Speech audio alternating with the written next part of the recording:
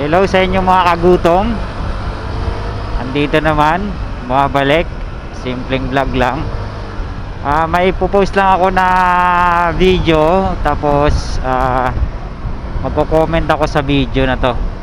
Tayo niyan sa galing kanina sa sa Novaliches. Ito yung video.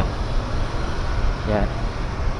Dito kasi yung sa malapit na sa Trinoma, yung isang lalaki patawid siya ng pedestrian. Tama naman, dumaan siya ng pedestrian. Ang inaano ko dito is wala pang oras tapos 10 seconds pa. Gusto niya na tumawid. Kaya muntik na natin siyang siguro kung maabutan, kung hindi natin siya nabusinahan. Ma-comment ko lang dito sa mga nagko-commute no, tsaka ng mga nagmumotor din, mga motorista. Yan. Yung sa mga nagko-commute, sure natin na bago tayo tumawid sa pedestrian, tingnan natin kung sakto yung oras ang pagtawid. Tama ba yung oras para in case na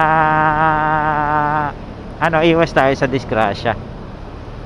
Tsaka yung mga nagmumotor din, pag nakita nyo may pedestrian, dahan-dahan tayo, tingnan natin yung mga tumatawid. Tsaka kung mali sila, wag natin banggain. Yun, isipin natin lagi pag pauwi tayo sa bahay, uwi tayo galing trabaho, syempre pagod tayo, may nag-aantay na pamilya para sa atin.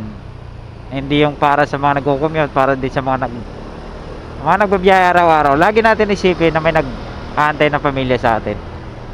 Lalo na malapit na Valentine's, ilang araw na lang. Advance Valentine's din sa mga nagmamahalan dyan, kahit walang minamahal. Lagi natin isipin bago tayo umuwi, bago maglakad, laging isipin ang safety. Lagi natin isipin na may nag-aantay sa atin sa bahay. Huwag yung padalos-dalos lang ng tawid. Hindi tayo natingin sa kaliwat, kanan. Lagi tumingin bago tumawid. Yun lang. Maraming salamat. Thank you.